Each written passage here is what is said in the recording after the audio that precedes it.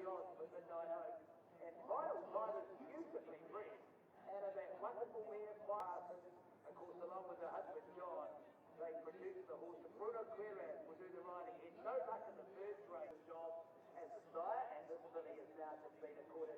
Down here already, she's gone the right way. Just had to be scratched the other day due to a wet track, but back on top of the ground, she's got the right brand. Hopefully she can get the job done. All right, picking the eyes out of your team, Insatiable, Trobriand in race 6. Insatiable, really good effort last time out. Trobriand, he's put in a couple of poor performances in his last two, so he'd really want to shape up. Barrier draw doesn't help him, but he's got Bruno back on, who got on with him really well in the stewards. Horses don't win maidens at Riccarton by 7 lengths and then go into a guineas often, but that's the charge with Perlino today. Look, she came down to the south. We were very open-minded. She was probably not the top-seeded 3-year-old up in the north, hence why we did it. But these types of races are what we got here for. Get some black type for her page. Obviously, Super Seth being sold. If she can pick up any valuable black type, it would make her worth a lot more. What's the best of the remainder of the team? Elegant Lady, Court of Appeal, Stonybreed. Hunter's very bullish about Court of Appeal. I think she's a really progressive mare going forward. The 2,400 metres will suit. She's drawn a lovely barrier, and Bruno gets on with her really well. I'd be very disappointed if she wasn't in the first 3 or 4. I appreciate your time as always. Good luck. Thank you very much. There's Reece Trumper. Let's check in with Thad Taylor for a market update. Just over 4 minutes away from race 2, and over $4,000 carried forward in the first 4 as well, off the back of a $24 winner in the first. Thad, what's happening here?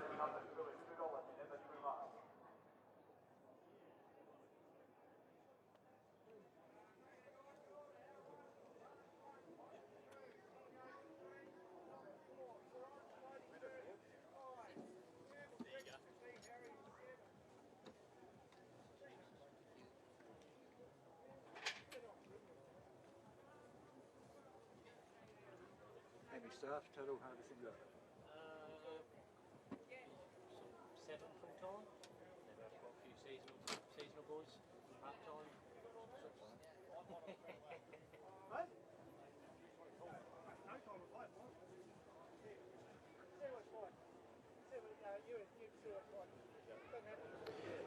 Thank you very much, Thad. I called the trials on Tuesday where final time did loom up to them nicely and pick up that win over the short course 800 metres. So on a pretty quick backup from Tuesday's trials. Greg, your top 4. Yeah, apologies too to the connections of Let's Chat. I think it might have called it a she. My apologies there, but I went with him on top. Look, I know he's drawn out, but he left the gate so quickly last time. He's terrific value here at $14. Obviously, you've got to have respect around the Walker Burgess and team and never too much. Outback Girl, I've got a lot of time for. And I just spoke to John Parsons about final time. He said this horse has improved immensely, and I can see why there's good money for it, although I haven't found it in my 4. 1, 2, 3, 4, simple as that, race 2. 2.5 minutes away from race number 2. It does kick off that early quaddie, and again over $4,000 in that first 4 to have a go here. We'll go upstairs to Dan Fogarty and get your thoughts here. Dan, is Never Too Much is into $1.85 now. Earlier in the week at track work, having a look at Never Too Much at the Te Akau Riccarton base. He's not the biggest horse in the world. No doubt he'll come on from the run as well, but boy, he relaxes and he composes himself so well, and he's taken in the environment very strongly here, Never Too Much. So expect a very bold performance on debut, and of course, was pretty good in the trials and behind Harvey Woolbanger. We know how good Harvey Woolbanger has been. Wouldn't have to do too much better to be winning this. Number 5 in for second, Elysian. Lay outwards on debut. The blinkers going on today. That should sharpen her up a wee bit more. Anna Furlong was fairly bullish about Citala's chances, speaking to her during the week. It's quite a different set of circumstances going from down the chute where they can just get a wee bit lost, and Barrier 1 probably didn't suit her. The team very happy with how she came through that run. Gets her chance here today around the bend from a good draw. I think she's a nice chance and she'll win one shortly. Citala and 7 final time. Very well bred filly. Trialled up well, a lot of ticks there, fresh up, has that race day experience and would have to be some sort of a chance. But with the favourite here, 2, 5, 4 and 7 in the second of the day. Thank you, Dan. Just got a good look there at Outback Girl, raced by Colin Whiteman. Of course, Pivotal 10 was doing some really good things here in New Zealand about 12 months ago, particularly around this part of the world before going to an NZB Kiwi. As Elysian goes forward, might get one final check of the market, Thad Taylor, as we get a good look at the short-priced favourite.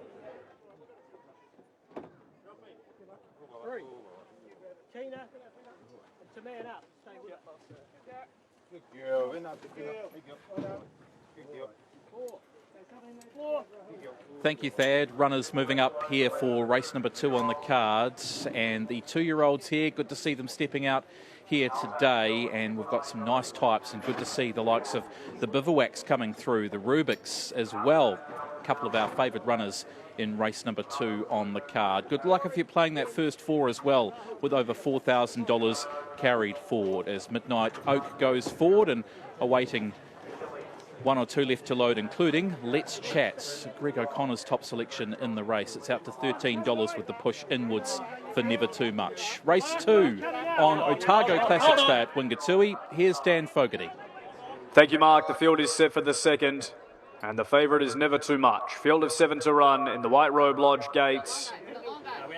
1,100 metres ahead of them. Stalls are back, and away they go. Midnight Oak missed it by a length and a half. Elysian bounded out well from Outback Girl and Never Too Much. Fourth early, Let's Chat gets around Citala. 2 lengths away, Final Time. And a couple of lengths away at the back is Midnight Oak. Outback Girl is racing Elysian early. Third, Never Too Much. Then came Let's Chat, Citala. 2 lengths away, Final Time, and Midnight Oak is at the back. The leader is Outback Girl, striding into second, Never Too Much around its stablemate Elysian. A length away, Let's Chat, on the fence, Citala.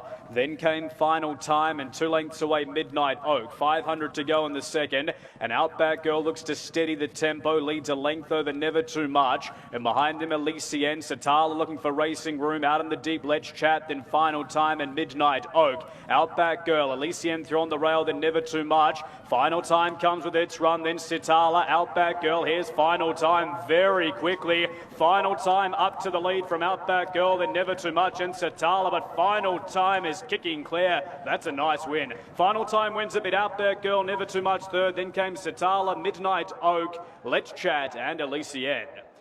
Final Time, she just went whoosh up to the field.